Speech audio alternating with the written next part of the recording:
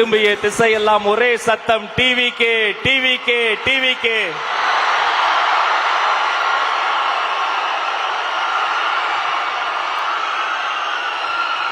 சோழ தேசமே வெற்றி வணக்கம். தாய் பிள்ளை உறவம்மா உனக்கும் எனக்கும். இனி அடுத்த சில நிமிடங்கள் அனல் பறக்கும். உலக தமிழர்களின் உள்ளங்களிலும் இல்லங்களிலும் ஒரே பேர் ஒலிக்கும்.